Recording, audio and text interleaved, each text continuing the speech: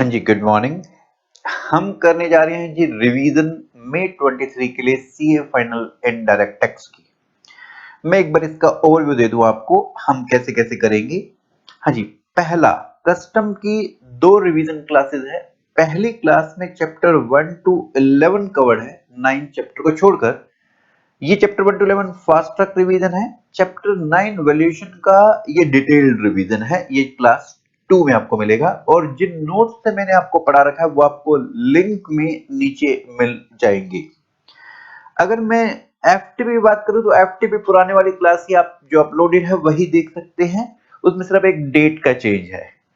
और अगर हम जीएसटी की बात करें तो बच्चों ने रिक्वेस्ट कर दी कि सर आप चैप्टर वाइज अलग से डालें, तो मैंने ये 22 चैप्टर की अलग-अलग आपको रिवीजन क्लास दे रखी है। अगेन जहां से पढ़ाया हुआ है उन नोट्स का लिंक आपको नीचे मिल जाएगा क्लास के। अच्छा, इसमें मैंने साथ में कुछ इंपॉर्टेंट क्वेश्चंस करा रखे हैं और यही आप कर ले, ये सफिशिएंट है एग्जाम के लिए। कुछ क्वेश्चंस जो कवर्ड है उसमें से इन क्लासेस के साथ में वो इसी फाइल में मिल जाएंगे। इसका भी लिंक आपको नीचे मिल जाएगा क्लास के। और लास्ट अमेंडमेंट जो मई 23 की है, इसकी एक सेपरेट क्लास डिटेल में है। अगर आप वो देखना चाहें वो देख सकते हैं, लेकिन मैंने इन रिवीजन क्लासेस में उन अमेंडमेंट्स को कवर किया हुआ है, वो थोड़ा सा शॉर्ट में होगा। यहां आपको अमेंडमेंट डिटेल में देखनी है तो आप अमेंडमेंट डिटेल में देख सकते हैं, अदरवाइज रिवीजन क्लासेस में वो कवर्ड है अमेंडमेंट। आइए अब स्टार्ट करते हैं रिवीजन। हाँ जी, हम स्टार्ट करेंगे अब चैप्टर 18 का रिवीजन। तैयार हैं आप इसके लिए? ऑफेंसेस एंड पेनल्टी सेक्शन 122 से 138 तक करने जा रहे हैं हम। तो आएंगे फटाफट से एक बार पेज नंबर 18.1 पर। हाँ जी, ऑफेंस कई प्रकार के हो सकते हैं। 21 ऑफेंस सेक्शन 122 एक में गिना रखे हैं। इसके लिए पेनल्टी सेक्शन 122 एक में लगेगी। जैसे इनवॉइस ने इशू किया, माल बेच दिया। हाँ जी, इसके अलावा अगर कोई ऑफेंस है, जैसे 123 है, 124 है। 123 में अगर आप इंफॉर्मेशन रिटर्न नहीं सबमिट करते हैं, 124 में अगर कोई इंफॉर्मेशन या स्टेट मंगाया गया आपसे वो नहीं सबमिट करते हैं, तो 124 में पेनल्टी लगेगी। इन तीन के अलावा अगर कोई ऐसा अपराध है जिसके लिए स्पेसिफिकली पेनल्टी नहीं बता रखी है, तो सेक्शन 125 में पेनल्टी लगेगी। जैसे आपने रिटर्न नहीं फाइल करी, जैसे आपके बोर्ड पर आपकी कंपनी का नाम तो है मनोज बत्रा कोचिंग सेंटर लिखा हुआ, लेकिन रजिस्ट्रेशन नंबर नहीं लिखा हुआ, तो उसके लिए अलग से पेनल्टी नहीं दे रही, तो सेक्शन 125 में पेनल्टी लगेगी। हाँ जी, इसके अलावा रिटर्न अगर आपने लेट फाइल करी, रिटर्न नहीं फाइल करी, तो 125 में पेनल्टी लग सकती है जी।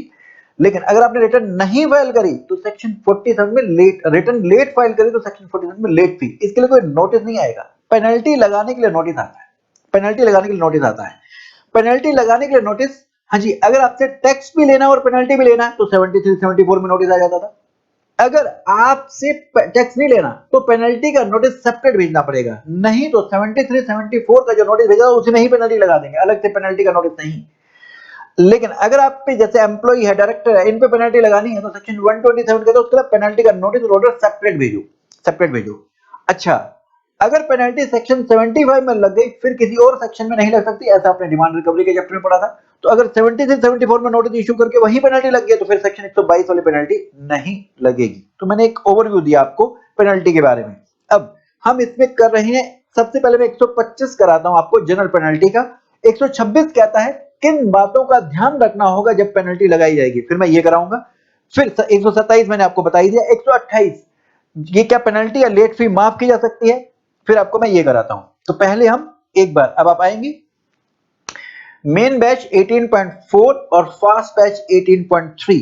हाँ जी, फास्ट बैच 18.3। इसमें हम सबसे पहले सेक्शन 125 की बात करते हैं, जनरल पेनल्टी। हाँ जी, ध्यान रहे ये जो हम पेनल्टी कर रहे हैं ये सीजीएसटी का सेक्शन कर रहे हैं, इतनी पेनल्टी एसजीएसटी में भी।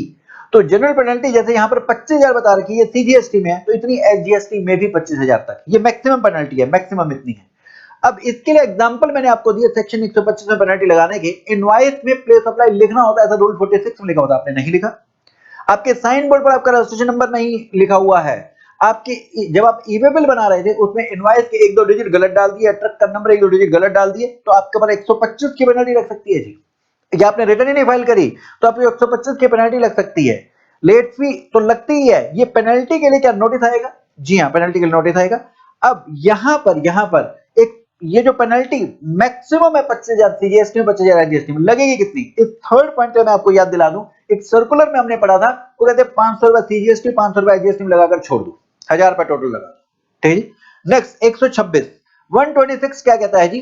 किन चीजों का ध्यान रखना होगा जब आप पेनल्टी लगाएंगे? अगर माइनर ब्रीच है तो पेनल्टी मत लगाओ, पेनल्टी मत लगाओ। माइनर ब्रीच का मतलब जब टैक्स 1000 से कम, 1000 भी नहीं, 1000 से सॉरी 5000 से कम, टैक्स 5000 से कम है, टैक्स 5000 से कम है, तो फिर वो माइनर ब्रीच है, माइनर ब्रीच है। हाँ जी। नेक्स्ट, अगर ओमिशन ऐसी है जिससे डॉक्यूमेंट में मिस्टेक है जो इजीली रेक्टिफेबल है, इजीली रेक्टिफेबल है, easily rectifiable and gross fraudulent intent नहीं थी, आपकी फ्रॉडुलेंट इंटेंट नहीं थी, ग्रोस नेग्लिजेंस नहीं थी।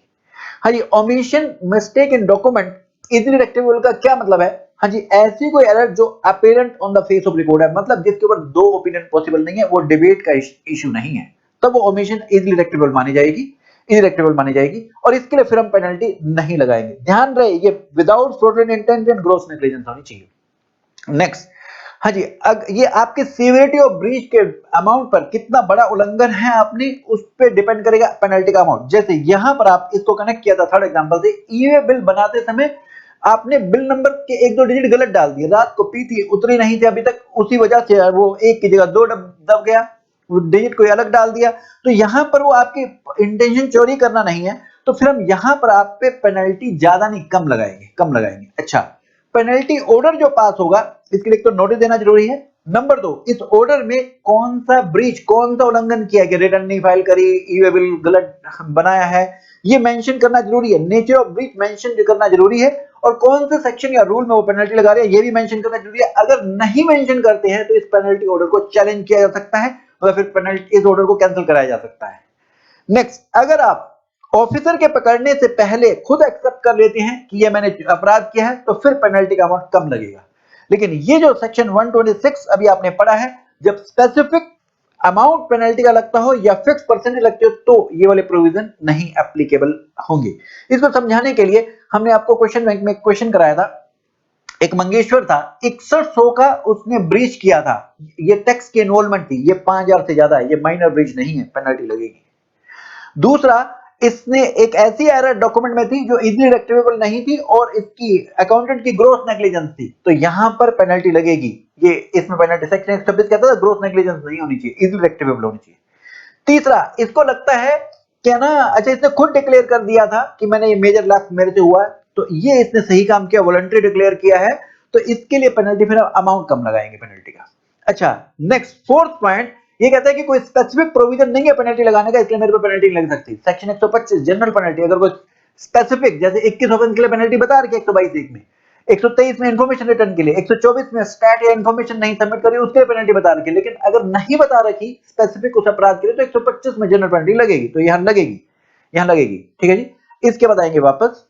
हाँ जी, इसके बाद 127 तो हो गया, 128, क्या ये आपकी पेनल्टी या जो लेट फी रिटर्न वाली होती है ये माफ हो सकती है? जी, ऑफिसर माफ नहीं कर सकता, सेंट्रल गवर्नमेंट नोटिफिकेशन इशू करके कर सकती है, और हमने रिटर्न के चैप्टर में पढ़ा था लेट फी रिड्यूस भी हो रखी थी।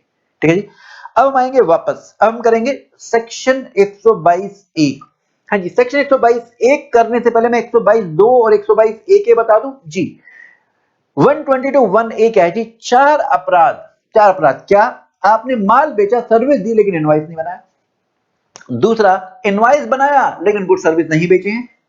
तीसरा, इस फेक बिल पे जिसको ये इनवॉइस बनाकर दिया, बिना गुड सर्विस बेचे इनवॉइस बनाया था, मतलब आपकी शेल कंपनी है, सिर्फ आप इनवॉइस बनाकर, इनवॉइस किस लिए बनाते हैं? जीएसटीआर 1 फाइल कर सके।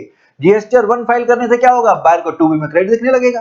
तो इस बायर ने जिससे आपसे ये इनवॉइस परचेज किया, गुड सर्विस परचेज नहीं करे, इनवॉइस परचेज किया, उसको इस फेक बिल के बेस पर उसने क्रेडिट ले लिया, या आईटीसी गलत डिस्ट्रीब्यूट कर रखा है, गलत डिस्ट्रीब्यूट कर रखा है। तो यहां पर इन चार ऑफेंसेस में जो ये बंदा मेन बंदा है, उसने जो बेनिफिट कमाया, जैसे मान लीजिए फेक इनवॉइस इशू करे, उसने जो जीएसटी कलेक्ट किया, जमा नहीं कराया, तो इस अमाउंट के बराबर में पेनल्टी लग जाएगी सेक्शन 122(1)(a) में। ये वाला पॉइंट मैंने आपको एक बार बताया था डिमांड रिकवरी के चैप्टर में भी। एक बार मैं इसके ऊपर वो क्वेश्चन आपको दिखा दूं, ऐसा हमने किया था। ये ए ने 2 रजिस्ट्रेशन ले रखे हैं, अपने नाम से नहीं, अपने 2 ड्राइवर के नाम से, अपनी हाउसमेड के नाम से, एटसेट्रा। क्यों? क्योंकि शेल कंपनी बना के सिर्फ काम क्या है? इनवॉइस, फेक इनवॉइस इशू करना, बिना गुड सर्विस अप्लाई किए हुए, मतलब जीएसटी और 1 फाइल करेंगे बस। क्यों? क्योंकि बायर को क्रेडिट देना चाहते हैं, वो 2B में उनको क्रेडिट देने लगेगा। हम टैक्स नहीं जमा कराते, सिर्फ जीएसटी और 1 फाइल करते हैं, 3B नहीं फाइल करते, 3B नहीं फाइल करते, इसलिए रजिस्ट्रेशन लिया था। हाँ जी, तो इस मिस्टर ए पर पेनल्टी लग सकती है। भाई ड्राइवर को पकड़ कर डिपार्टमेंट कर भी क्या लेगी, रजिस्ट्रेशन तो उन्होंने ले रखा है, लेकिन उनको पकड़ने से कुछ होने वाला नहीं, वो तो खोली में रहते हैं, उनके पास तो झुगी झोपड़ी है। तो हम ए को पकड़ेंगे 122 ए में जितना टैक्स कलेक्ट किया होगा, मेन किंग पिन ये है, जितना बेनिफिट इसने रिटेन किया इसके बराबर में इसके ऊपर पेनल्टी लगा देंगे, और 132 में इसको डालेंगे जेल में, 132 में मिस्टर ए को डालेंगे जेल में। और सेक्शन 83 हमने पढ़ा था, इसके बैंक की और प्रॉपर्टी को प्रोविजनली अटैच भी किया जा सकता था। चलिए वापस आते हैं हम, हाँ जी वापस आते हैं हम। तो ये अब 122 एक ए के बाद 122 दो, ये सेक्शन 73 74 जैसा है। 122 दो रजिस्टर्ड पर्सन की बात करता है, 122 एक टैक्सेबल पर्सन की बात करता है, 122 3 अदर देन टैक्सेबल पर्सन की बात करता है। अभी हम पहले 122 दो की बात करते हैं। हाँ जी, आपने असेसमेंट के चैप्टर में पढ़ा था सेक्शन 62 में, सेक्शन 62 में जो असेसमेंट हुआ करती थी वो किसकी हुआ करती थी, जो रिटर्न नहीं फाइल करते थे। हाँ जी, रिटर्न फाइल करी आपने तो आपकी स्क्रूटनी हो जाती थी सेक्शन 61 में, और अगर इसमें कोई गड़बड़ मिलती थी तो नोटिस यहां पर सेक्शन 73 74 में इशू हो सकता था। अगर 73 74 में नोटिस इशू हो गया तो वहीं पेनल्टी लग गई, तो फिर किसी और सेक्शन में 122 में पेनल्टी नहीं लग सकती। अगर 70 सेक्शन 75 ऐसा बोलता था, आपने रिटर्न नहीं फाइल करी 62 असेसमेंट, अगर आप अनरजिस्टर्ड पर्सन है 63 में असेसमेंट, समरी असेसमेंट सेक्शन 64 में, इन केसेस में पेनल्टी कहां लगाएंगे हम, पेनल्टी सेक्शन 122 में। इनके लिए पेनल्टी कहां लगाएंगे, इसके लिए 73 74 का नोटिस नहीं आ रहा, यहां पर हम पेनल्टी कहां लगाएंगे, सेक्शन 122 में। तो ये पेनल्टी है, ये 73 74 जैसी है। अगर अदर देन फ्रॉड है, पेनल्टी कितनी, अदर देन फ्रॉड है 10% और टैक्स 10,000 विच एवर है, अगर फ्रॉड है तो टैक्स के बराबर और 10,000 विच एवर है। ठीक है जी। अच्छा, तो सेक्शन 122 दो रजिस्टर्ड पर्सन के लिए है। अगर रजिस्टर्ड पर्सन सप्लाई करिए जिसपे टैक्स नहीं पे हो रखा है, शॉर्ट पे हो रखा है, एरनेस रिफंड है, आईटीसी रॉन्गली अवेल यूटिलाइज है। लेकिन 122 एक में 21 ऑफेंस है। मैं पहले इन 21 ऑफेंस को याद कराऊं जी, और ये टैक्सेबल पर्सन के लिए, टैक्सेबल पर्सन का मतलब होता है जो रजिस्टर्ड पर्सन है या जो लायबल फॉर रजिस्टर्ड है, लायबल फॉर रजिस्टर्ड है। हाँ जी, अब यहां पर मैं एक और चीज बता दूं, क्या अगर ये 21 अपराध है, आप पे पेनल्टी, ये सिविल प्रोसीडिंग है, जेल में डालेंगे, ये क्रिमिनल प्रोसीडिंग है 132 की, तो सिविल प्रोसीडिंग 122 में पेनल्टी, 132 में जेल में भी डालेंगे, टैक्स के अमाउंट पर डिपेंड करेगा। अच्छा, अगर कंपनी ने अपराध किया तो जेल में किसको डालेंगे, 137 कहता है तब जो पर्सन इंचार्ज है उसको जेल में डालेंगे, एमडी हो गया, चेयरमैन हो गया, उसको जेल में डालेंगे। तो 137 एक बार दिखा दो जी। तो सिविल प्रोसीडिंग के साथ साथ क्रिमिनल प्रोसीडिंग भी होगी, और जो क्रिमिनल प्रोसीडिंग होगी वो किसके अगेंस्ट होगी, अगर कंपनी ने अपराध किया, मेन बैच 18.31, फास्ट बैच 18.11। हाँ जी, अगर कंपनी ने अपराध किया तो उसपे तो हमने कंपनी से तो क्या ले लिया, कंपनी से तो हमने ले लिया टैक्स, इंटरेस्ट और पेनल्टी, कंपनी से तो हमने ले लिया टैक्स, इंटरेस्ट और पेनल्टी कंपनी से। अच्छा, जो ये पर्सन इंचार्ज है, एमडी है, चेयरमैन है, इसको डालेंगे हम जेल में, इसको डालेंगे जेल में। तो ये सेक्शन 137 कहता है अगर कंपनी ने अपराध किया तो पर्सन इंचार्ज और कंपनी दोनों को गिल्टी माना जाएगा। अच्छा, इस पर्सन इंचार्ज के अलावा director, manager, secretary, other officer, अगर इनकी कंसेंट या इनकी नेग्लिजेंस से हुआ है तो इनको भी फिर जेल में डाला जाएगा, इनको भी गिल्टी माना जाएगा, इनको भी गिल्टी माना जाएगा। लेकिन अगर ये प्रूव कर दे डायरेक्टर, मैनेजर, सेक्रेटरी कि हमारी नॉलेज के बिना हुआ है, हम तो आईसीयू में थे, जब जब ये अपराध हुआ हम तो आईसीयू में थे, तो फिर या हमें पता लगा तो हमने ड्यू डिलिजेंस किया था कि ये ऑफेंस ना हो, तो तब हम इनको छोड़ देंगे, तब हम इनको छोड़ देंगे। हाँ जी, अगर पार्टनरशिप फर्म ने अपराध किया तो जेल में हम पार्टनर को डालेंगे, या एलएलपी ने अपराध किया पार्टनर को जेल में डालेंगे। अगर एचयूएफ ने जेल अपराध किया तो कर्ता को गिल्टी माना जाएगा, कर्ता को जेल में डालेंगे। ट्रस्ट ने अपराध किया तो मैनेजिंग ट्रस्टी को गिल्टी माना जाएगा, हम इसे जेल में डालेंगे।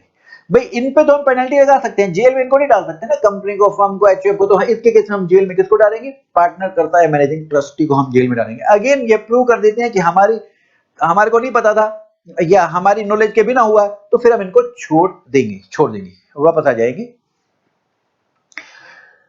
हाँ जी, इसके बाद सेक्शन 122 में टैक्सेबल पर्सन मैंने 137 करा दिया, तो हम सिविल प्रोसीडिंग की बात कर रहे हैं, साथ में जेल भी होगी 132 में, वो बाद में बात करेंगे। अब हम सिविल प्रोसीडिंग पेनल्टी की बात करते हैं। 122 में 21 offence, main batch 18.3, fast batch 18.2, फटाफट आ जाइए। 21 अपराध याद करने की ट्रिक क्या थी, RI 4 times T, RI 4 times T, ऐसा कहने से बीपी बढ़ गया आईटीसी का। अब आर क्या जी, अब इसकी एक और ट्रिक थी याद करने की, 12 अपराध तो ऐसे ही याद हो जाएंगे। बिजनेस स्टार्ट करने से पहले आपको रजिस्ट्रेशन कराना होता है, या बिजनेस कर रहे हैं तो जैसे ही टर्नओवर क्रॉस कर जाएगी रजिस्ट्रेशन कराना होता है। रजिस्ट्रेशन के बाद जब आप माल बेचेंगे तो इनवॉइस बनाना, इस इनवॉइस में टैक्स चार्ज करोगे, टैक्स से मिलता जुलता टीडीएस, टीसीएस, रिफंड और आईटीसी, इसी से 12 पॉइंट बन जाएंगे जी। देखेंगे रजिस्ट्रेशन के 2 पॉइंट, अगर आपने रजिस्ट्रेशन नहीं कराया फिर भी आप कुछ सर्विस सप्लाई कर रहे हैं, या आपने रजिस्ट्रेशन कराते समय गलत इंफॉर्मेशन दे दी, रजिस्ट्रेशन नहीं कराया या रजिस्ट्रेशन कराते समय गलत इंफॉर्मेशन दे दी, जैसे एड्रेस गलत दे दिया, तो ये 2 अपराध हो गए। इनवॉइस के 3 अपराध, इनवॉइस के क्या, आप गुड्स सर्विस बेच रहे हैं लेकिन इनवॉइस नहीं बनाया या फॉल्स इनवॉइस बना दिया, या इनवॉइस इशू कर रहे हैं लेकिन गुड्स सर्विस नहीं बेच रहे हैं, सिर्फ फेक इनवॉइस इशू कर रहे हैं ताकि बायर क्रेडिट ले पाए, या इनवॉइस किसी और के रजिस्ट्रेशन नंबर से इशू कर दिया। अब इनवॉइस में टैक्स, टैक्स कलेक्ट किया जमा नहीं कराया, 3 महीने से ऊपर बीत गए, टैक्स लगता नहीं था, एग्जाम गुड्स थे, या रेट 18 लगता था 28 कलेक्ट कर लिया, 10% एक्स्ट्रा कलेक्ट कर लिया, तो फिर वो जमा नहीं कराया, 3 महीने से ऊपर बीत गए, 3 महीने से ऊपर बीत गए।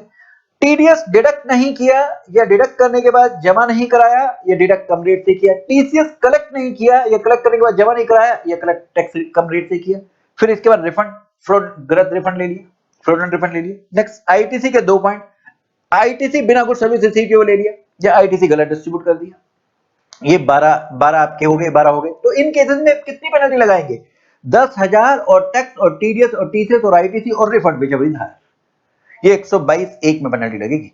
अच्छा, इन 12 के अलावा अब 5T, सर ये 5T, इनके अलावा 5T, पहले 2T ब्लैक वाले, 2T ब्लू वाले, 1T रेड वाला, 2T से टेम्पर, 2T से ट्रांसपोर्ट और 1T से टर्नओवर। तो पहले 2T ब्लैक वाले देखते हैं, टेम्पर डिस्ट्रॉय एविडेंस या डॉक्यूमेंट। नेक्स्ट टेम्पर डिस्पोज उन गुड्स को जो सीज हो रखे हैं या डिटेन हो रखे हैं या अटैच हो रखे हैं। नेक्स्ट 2T से ट्रांसपोर्ट, 2T से ट्रांसपोर्ट, ट्रांसपोर्ट उन ट्रांसपोर्ट किया या स्टोर किया, सप्लाई किया उन गुड्स को जो लायबल टू कॉन्फिस्केशन है, या ट्रांसपोर्ट किया उन गुड्स को जिसके डॉक्यूमेंट में मतलब इनवॉइस इवेबल साथ में नहीं है। नेक्स्ट अगला T, last T turnover, turnover को सप्रेस करेगा, टर्नओवर सप्रेस करेगा। अब बीच में क्या रहा, एक आई इंफॉर्मेशन, इंफॉर्मेशन मांगी थी नहीं दी या फॉल्स इंफॉर्मेशन दे दी। अब बचा क्या, बीपी, बुक्स नहीं मेंटेन किए, बुक्स नहीं मेंटेन किए या कीप नहीं किए, या फिर संभाल कर नहीं लगे। आपको 72 महीने तक सेक्शन 36 अकाउंट रिपोर्ट के चैप्टर में पढ़ा था, संभाल कर रखनी होती हैं एनुअल रिटर्न की ड्यू डेट से 72 महीने तक, 6 साल तक आपने संभाल कर नहीं रखे, या फॉल्स रिकॉर्ड्स, फाइनेंशियल रिकॉर्ड्स आपने मेंटेन कर रखे हैं, या आपने प्रोड्यूस करे हैं फेक अकाउंट, फॉल्स अकाउंट या फॉल्स इंफॉर्मेशन या रिटर्न सबमिट करी। Next prevent, P for prevent, आपने ऑब्स्ट्रक्ट किया ऑफिसर को, धमकी दे रहे हैं उसको कि मेरा पॉलिटिकल नेता जान पहचान का, उसको काम करने से, आप उसके ड्यूटी डिस्चार्ज करने में उसे मना कर रहे हैं। तो इन 21 अपराध में आपकी पेनल्टी कितनी होगी, 10,000 और टैक्स और टीडीएस और टीसीएस और आईटीसी और रिफंड विच एवर इज है। तो इन 21 अपराधों को एक बार फिर से याद कराएं, इन 21 अपराधों को याद करेंगे दोबारा से, यहां से देखते हैं एक बार स्लाइड से। हाँ जी, सबसे पहले रजिस्ट्रेशन, बिजनेस स्टार्ट करने से पहले रजिस्ट्रेशन कराना होता है, फिर रजिस्ट्रेशन के बाद इनवॉइस इशू होता है, इनवॉइस में टैक्स, टीडीएस, टीसीएस, आईटीसी और रिफंड, इन 12 की बात करते हैं। पहले रजिस्ट्रेशन नहीं करा रखा है या रजिस्ट्रेशन कराते समय गलत इंफॉर्मेशन दे रखी है। नेक्स्ट इनवॉइस नहीं बनाया जब गुड सर्विस बेचे, या इनवॉइस बनाया लेकिन गुड सर्विस नहीं बेचे, या इनवॉइस किसी और के रजिस्ट्रेशन नंबर से इशू कर दिया। नेक्स्ट टैक्स, इनवॉइस में टैक्स कलेक्ट किया जमा नहीं कराया, 3 महीने से ऊपर बीत गए, टैक्स कलेक्ट लगता नहीं था फिर भी कलेक्ट किया जमा नहीं कराया, 3 महीने से ऊपर बीत गए। नेक्स्ट टीडीएस डिडक्ट नहीं किया या कम रेट से डिडक्ट किया, डिडक्ट करने के बाद जमा नहीं कराया। टीसीएस नहीं कलेक्ट किया, कलेक्ट कम रेट से किया या कलेक्ट करने के बाद जमा नहीं कराया, रिफंड फ्रॉडलेंट ले लिया। फिर इसके बाद आईटीसी वाले 2 पॉइंट, आईटीसी बिना गुड्स सर्विस रिसीव किए ले लिया और आईटीसी गलत डिस्ट्रीब्यूट कर दिया। इसके बाद 5T, पहले 2T टेम्पर डिस्ट्रॉय एविडेंस या डॉक्यूमेंट। नेक्स्ट टेम्पर डिस्पोज उन गुड्स को जो डिटेन या सीज हो रखे हैं। 2T से ट्रांसपोर्ट किया, सप्लाई किया, स्टोर किया जो लायबल टू कॉन्फिस्केशन या ट्रांसपोर्ट विदाउट डॉक्यूमेंट्स। 1T से टर्नओवर सप्रेस। बीच में था इंफॉर्मेशन नहीं फर्निश करी या फॉल्स इंफॉर्मेशन फर्निश कर दी। फिर इसके बाद में बुक्स के 2 नहीं मेंटेन करे या संभाल कर नहीं रखे 72 महीने तक, और या फिर फॉल्स रिकॉर्ड्स मेंटेन करे हैं या फॉल्स रिटर्न इंफॉर्मेशन सबमिट कर दी है, और आपका प्रिवेंट किया, ऑब्स्ट्रक्ट किया, धमकी देते हो अपने कोई नेता की, या फिर आईटीसी वाला पॉइंट। ये 21 अपराध, ठीक है जी। तो यहां पेनल्टी मैंने आपको बता दी। अब 122 दो भी हो गया, 122 3 ये अदर देन टैक्सेबल पर्सन के लिए है। जैसे जो इन 21 अपराधों में हेल्प कर रहा है, सीए है, डायरेक्टर है, पार्टनर है, उनको यहां पकड़ लेंगे 25,000 तक पेनल्टी, इतनी ही है जीएसटी में भी। या फिर जो परचेजर है, जो इन गुड्स में डील करता है, मतलब परचेज करता है या सप्लाई करता है या ट्रांसपोर्ट करता है, ट्रांसपोर्ट को भी यहां पकड़ लेंगे, या कंसील करता है। ध्यान रहे, अगर आपने बिना इनवॉइस के माल परचेज किया तो परचेजर को 122 3 में पेनल्टी अप टू 25,000, और जो सेलर है उसको 122 1 में पेनल्टी, 122 1 में पेनल्टी। हाँ जी, नेक्स्ट, समन देकर बुलाया था, आप आए नहीं, या सर्विस आपने बिना इनवॉइस के परचेज कर ली, या जो अकाउंटेंट है वो अकाउंट फोर नहीं कर रहा, या एम्प्लॉई जब इनवॉइस इश्यू नहीं करता, जब गुड सप्लाई करता है, तो इनको यहां पर ये टैक्सेबल पर्सन नहीं है, तो इनको हम 122 3 में पेनल्टी लगाएंगे 25,000 तक, 25,000 तक। हाँ जी, इसके बाद अगर आप क्वेश्चन देखना चाहें यहां पर इस पे, तो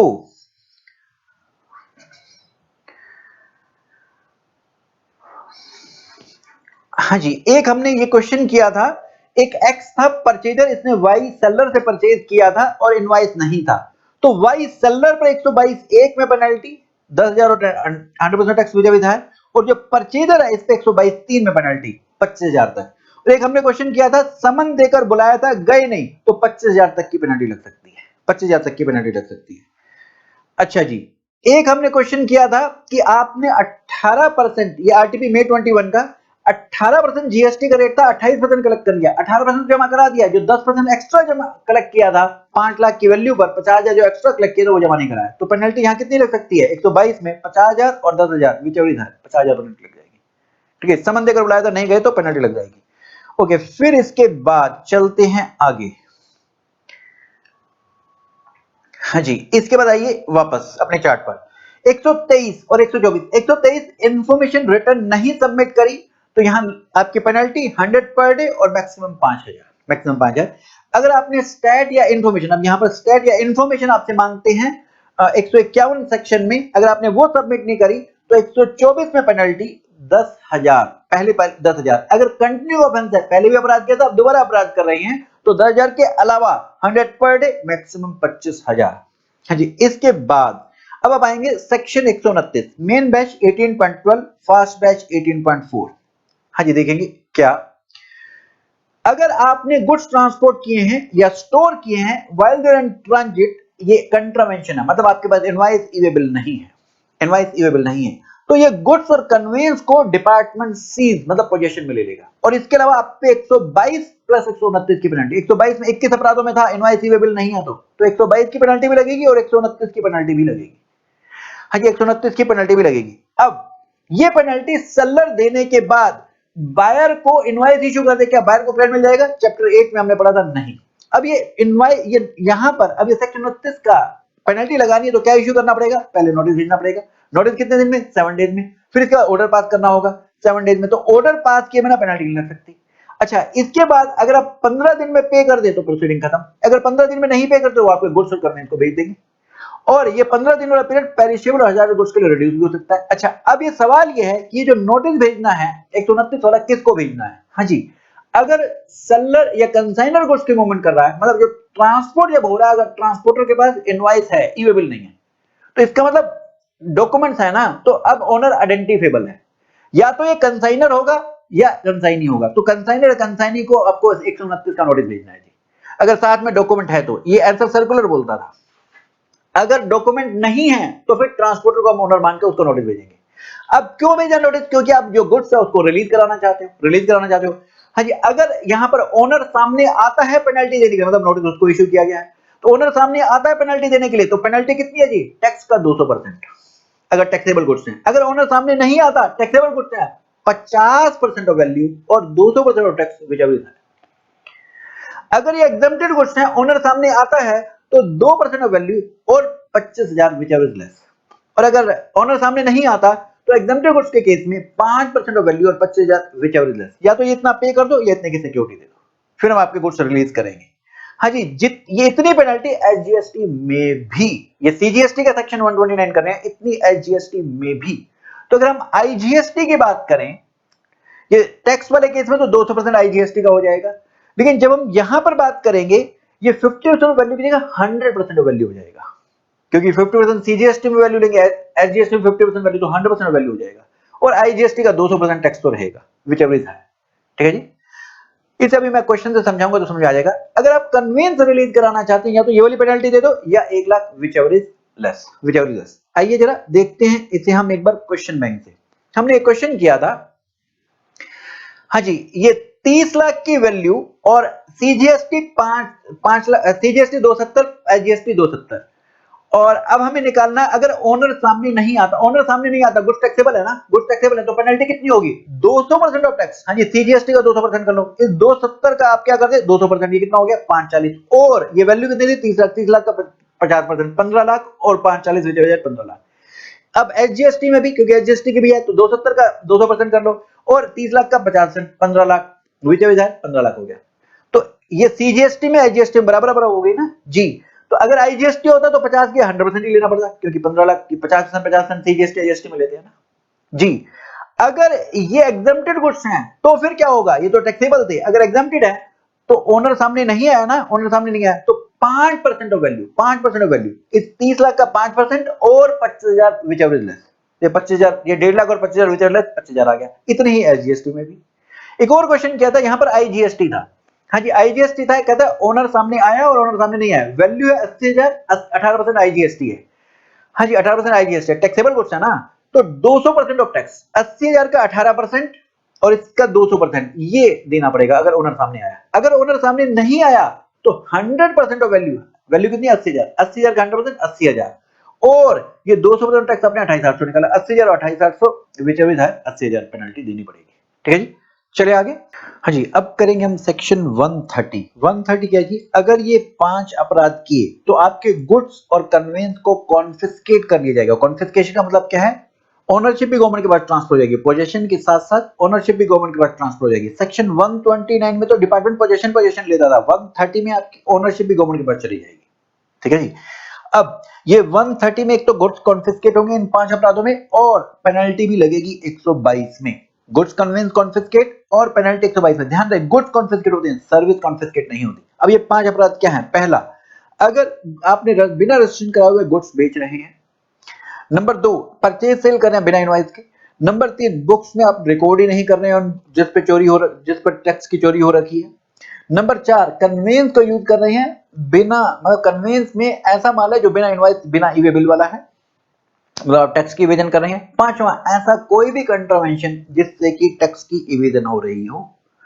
तो इन 5 केस में फिर आपके गुड्स और कन्वेंस को कॉन्फिस्केट कर लिया जाएगा और पेनल्टी लगाई जाएगी 122 में। अब क्या आप इसको रिलीज कराना चाहते हैं, रिलीज हो सकता है, जी हाँ, आप फाइन पे कीजिए, रिडेम्पशन फाइन।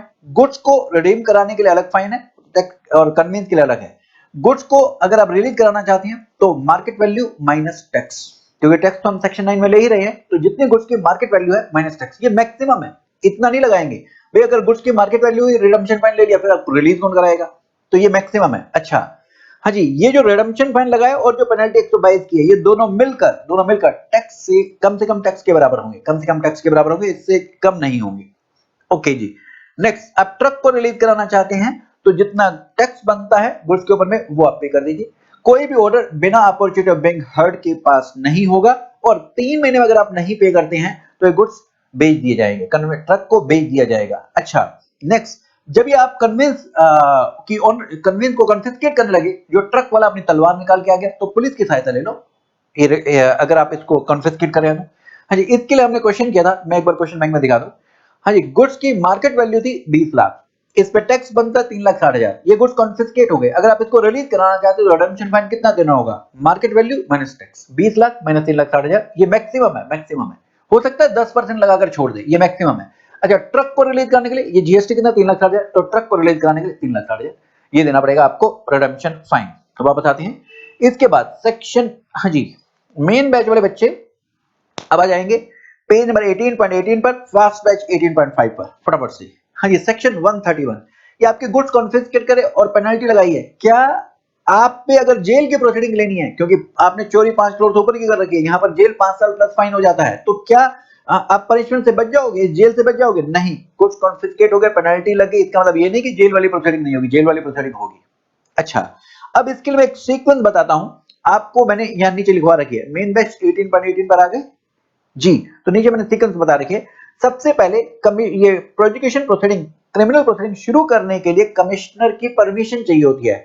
प्रोसिक्यूशन देना, जेल देना, ये काम कोर्ट का है, लेकिन कोर्ट को भी परमिशन चाहिए ये प्रोसिक्यूशन स्टार्ट करने के लिए, और ये कमिश्नर एक ऑर्डर पास करता है, जिसके बाद प्रोसिक्यूशन प्रोसीडिंग स्टार्ट होती है। ध्यान रहे, ये हमने अपील के चैप्टर में पढ़ा था, ये प्रोसिक्यूशन प्रोसीडिंग स्टार्ट करने वाला जो ऑर्डर कमिश्नर पास करता है, इसके अगेंस्ट अपील भी नहीं जा सकते थे। ओके, अब ये 132 और 134 में यही लिखा हुआ है।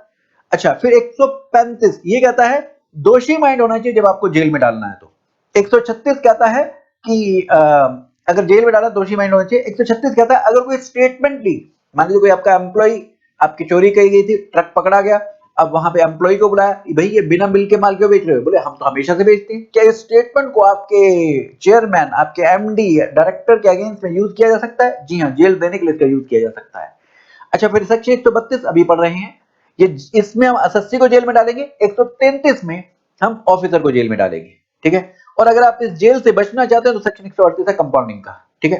अब मैं 132 ही पढ़ा देता हूं, फिर ये बाद में ये सेक्शन आएंगे तो हम पढ़ लेंगे। तो आइए सेक्शन 132 कर लेते हैं। सेक्शन 132 में जो ये अपराध कर रहा है, जो नीचे लिस्ट A to L की दे रखी है, या जो ये कराने में हेल्प कर रहा है, कोजिस जो करवा रहा है, दोनों को ही जेल में डाला जा सकता है जी। इसके लिए एग्जांपल मैंने आपको क्वेश्चन नंबर 1 कराया था अमेंडमेंट का 18.17 पर। क्या था जी? जो दो ड्राइवर के नाम से उसने रजिस्ट्रेशन ले लिए थे, तो वो जीएसटी कलेक्ट करके अपने पास रखे जा रहा था, बिल वो टैक्स नहीं जमा करा रहा था, सिर्फ जीएसटी और 1 फाइल कर रहा था।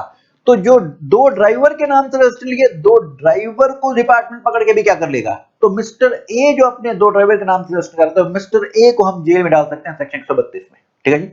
ओके, और खुद कमिट कर रहा है तो यहां जेल में डाल सकते हैं। ओके, कौन से? पहले 4 अपराध कोग्निजेबल प्लस नॉन बेलेबल है अगर टैक्स की चोरी 5 करोड़ से ऊपर हो। इसके अलावा ई टू एल वाले अपराध चाहे 5 करोड़ से कम हो चाहे 5 करोड़ से ऊपर हो, नॉन कोग्निजेबल प्लस बेलेबल है। हाँ जी, पहले 4 अपराध अगर 5 करोड़ से कम है तो कोग्निजेबल प्लस नॉन बेलेबल है, नीचे मैंने लिख कर दिया है।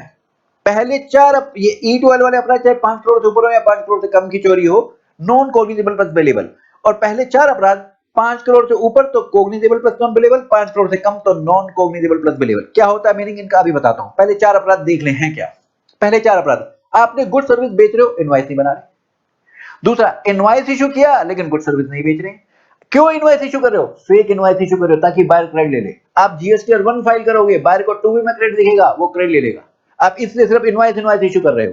अब जिस बायर ने क्रेडिट लिया, अवेल किया, भले यूज ना किया हो, अवेल ही किया है इस फेक इनवॉइस के बेस पे, वो भी ये सी पॉइंट में आ रहा है। या बिना इनवॉइस के अगर उसने बिना इनवॉइस के क्रेडिट ले लिया, वो भी ये सी पॉइंट में अपराध आ रहा है जी। नंबर 4, टैक्स कलेक्ट कर लिया, जमा नहीं कराया, 3 महीने से ऊपर बीत गए। अब ये 4 अपराध में हम बोल रहे हैं अगर टैक्स की चोरी 5 करोड़ से ऊपर की है तो इन्हें हम मानेंगे कोग्निजेबल प्लस नॉन बेलेबल। और यही अगर इन 4 अपराधों में 5 करोड़ से कम हो तो नॉन कोग्निजेबल प्लस बेलेबल। अब इसका मतलब क्या है वो सुनिए। कोग्निजेबल का मतलब खतरनाक अपराध, नॉन बेलेबल नाम से लगता है बेल नहीं मिलेगी, बेल मतलब जमानत नहीं मिलेगी, मिल जाएगी जमानत, लेकिन ये जमानत कहां से मिलेगी? मैजिस्ट्रेट से, कोर्ट के मैजिस्ट्रेट से मिलेगी। हाँ जी, नॉन कोग्निजेबल एंड बेलेबल, ये बेलेबल जिसने अरेस्ट किया वही आपको बेल दे देगा। जैसे पुलिस अरेस्ट करती है, पुलिस ही बेल दे देगी। ऑफिस यहां पर एसीडीसी अरेस्ट करता है, वही बेल दे देता है, वही बेल दे देता है यहां पर, ठीक है जी। और खतरनाक अपराध कोग्निजेबल में यहां पर अरेस्ट किया जा सकता है बिना वारंट के भी। जैसे हमने एग्जांपल लिया था, आप घर से बाहर निकले, आपका पड़ोसी भी बाहर निकला, कहता सीए का रिजल्ट क्या था? आपने मुक्का मारा, मुंह तोड़ दिया उसका, खून निकलने लगा, आप उसकी हत्या नहीं करना चाहते थे, तो ये नॉन कोग्निजेबल बेलेबल है। लेकिन जो खतरनाक अपराध है वहां पे आपको अरेस्ट किया जा सकता है विदाउट वारंट भी। ओके जी, फिर इसके बाद यहां बेल आपको कहां से मिलती है? मैजिस्ट्रेट से मिलती है। अब पनिशमेंट कितनी है जी? अगर टैक्स की चोरी 5 करोड़ से ऊपर है, 5 साल प्लस फाइन। 2 करोड़ से ऊपर है, 5 करोड़ से कम है, 3 साल प्लस फाइन। और अगर 1 करोड़ से ऊपर है, 1 साल प्लस फाइन। 2 करोड़ या 2 करोड़ तक हो, 2 करोड़ से कम हो या 2 करोड़ तक हो, 1 करोड़ से ऊपर, यहां 1 साल प्लस फाइन। हाँ जी, अगर लेकिन एफ जी जे वाला अपराध है, यहां हम अमाउंट नहीं देखेंगे, यहां हम अमाउंट नहीं देखेंगे, 6 महीने और एंड फाइन। पहला एफ क्या है जी? फॉल्स फाइनेंशियल रिकॉर्ड्स बना रखे हैं आपने, या फेक डॉक्यूमेंट प्रोड्यूस करते हैं, या फॉल्स इंफॉर्मेशन फर्निश करते हैं। जी, ऑफिसर को रोकते हैं काम करने के लिए, प्रिवेंट करते हैं, ऑब्स्ट्रक्ट करते हैं। जे, आपने मटेरियल डॉक्यूमेंट को एविडेंस को डिस्ट्रॉय किया है। यहां पर 6 महीने और एंड फाइन। हाँ जी, इसके बाद ये तो फर्स्ट टाइम ऑफेंस के लिए अमाउंट देखना था, फर्स्ट टाइम ऑफेंस के लिए अमाउंट देखना था जेल के लिए, लेकिन सेकंड एंड सब्सिक्वेंट ऑफेंस के लिए हम अमाउंट नहीं देखेंगे, सीधा 5 साल प्लस फाइन, 5 साल प्लस फाइन। अच्छा, क्या ये जो पनिशमेंट है मैक्सिमम है जी? क्या ये 6 महीने, ये मिनिमम कितनी है? मिनिमम है 6 महीने। 6 महीने से कम तभी हो सकती है स्पेशल एडिक्वेट रीजन हो, स्पेशल एडिक्वेट रीजन कुछ माना ही नहीं जाता। अच्छा जी, ये प्रोसिक्यूशन कमिश्नर के ऑर्डर के बाद ही शुरू होगी। अच्छा, यहाँ पर टैक्स के अलावा क्या आईटीसी, रॉन्गली अवेल्ड यूटिलाइज या रिफंड भी कवर्ड है? जी हाँ, ये इस नोट में लिखा हुआ है। Next, arrest. हाँ जी, अरेस्ट क्या? अरेस्ट और इम्प्रिजनमेंट में फर्क है। इम्प्रिजनमेंट कोर्ट का देना काम है। अब जैसे सिद्धू को अगर हम एग्जांपल ले, उसको उन्होंने बोल दिया इस दिन आपने आपको सरेंडर कर देना, आपको 1 साल की जेल मिली है।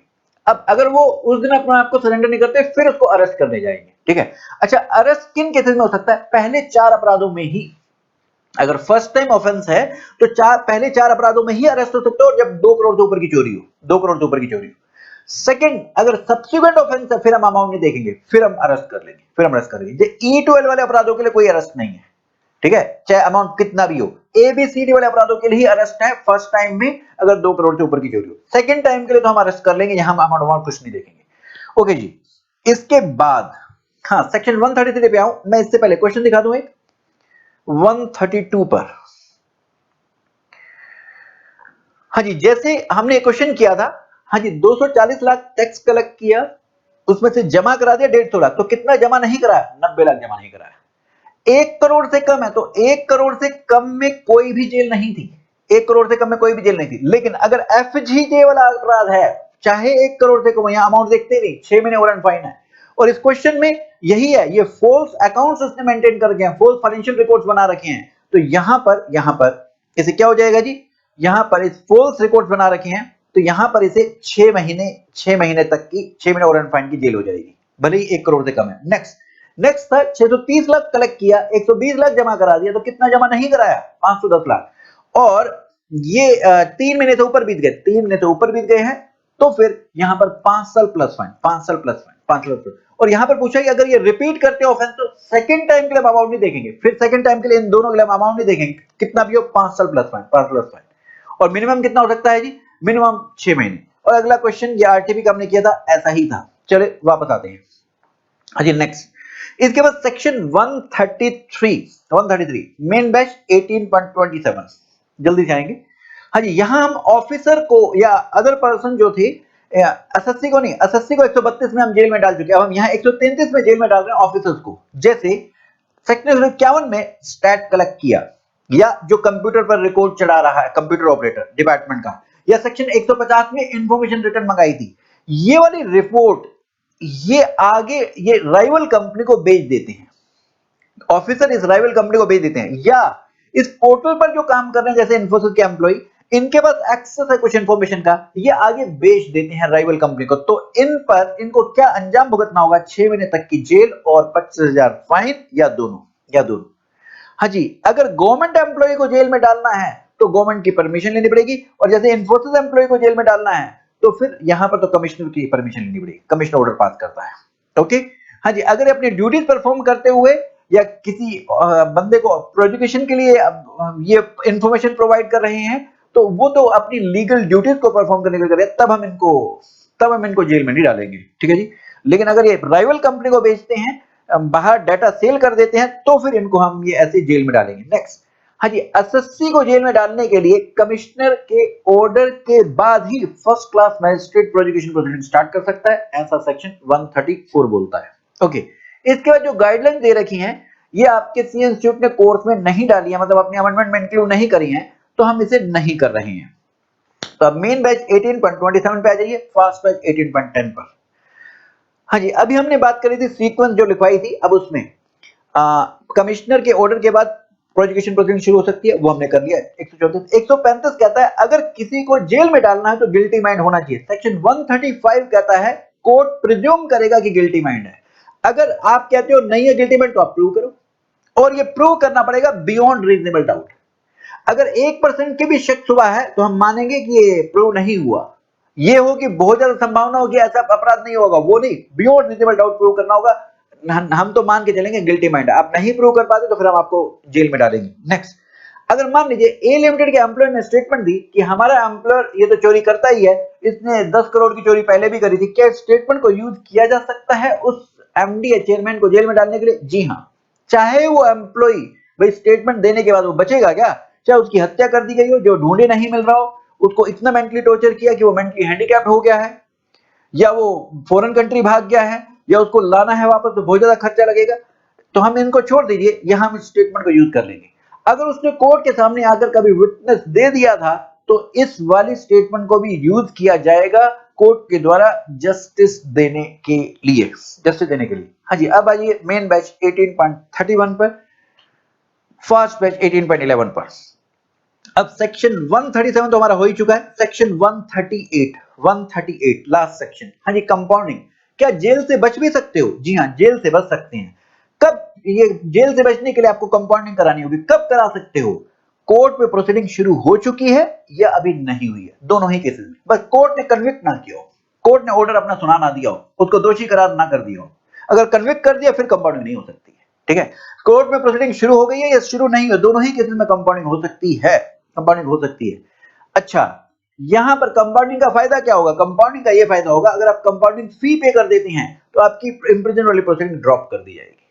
लेकिन ये प्रोसीडिंग ड्रॉप कराने के लिए एक तो कंपाउंडिंग फी देनी पड़ेगी, दूसरा जो टैक्स इंटरेस्ट पेनल्टी है ये सब देना पड़ेगा, तब हम आपकी कंपाउंडिंग आपकी इम्प्रिजमेंट को ड्रॉप करेंगे। कंपाउंडिंग फी कितनी है जी? मिनिमम 10,000 और 50% tax whichever is higher, maximum 30,000 और 150% tax whichever is higher. ये आपकी कंपाउंडिंग फी है जी। वो इन दोनों के बीच में कोई लिमिट को फिक्स कर सकता है, लिमिट फिक्स कर सकता है। कंपाउंडिंग नहीं होगी इन 5 केसेस में। सबसे पहले डी पॉइंट हम कर चुके, अगर कोर्ट कन्विक्ट कर चुके हैं। अब पहले सी पॉइंट, अगर वो ऑफेंस किसी दूसरे लॉ में भी ऑफेंस है फिर कंपाउंडिंग नहीं है अलाउ। ई पॉइंट, अगर वो अपराध जी जे के वाला है फिर हम कंपाउंडिंग नहीं करेंगे। जी में था ऑफिसर को आप प्रिवेंट करते हैं उसकी ड्यूटीज करने के लिए, जे में था आप एविडेंस को डिस्ट्रॉय करते हैं, के में था आप फॉल्स इंफॉर्मेशन सबमिट करते हैं या फिर आप सब इंफॉर्मेशन नहीं सबमिट करते हैं, तो इनके लिए कंपाउंडिंग होगी ही नहीं। नेक्स्ट, अब ए और बी, अगर जीवन में एक बार कंपाउंडिंग करा ली 132(1) ए टू एफ वाले अपराध के लिए, या एल होता है जो हेल्प करते हैं ए टू एफ वाले अपराधों के लिए, इनके लिए अगर आपने जीवन में एक बार कंपाउंडिंग करा लिया फिर दोबारा कभी जीवन में कंपाउंडिंग नहीं करा पाएंगे।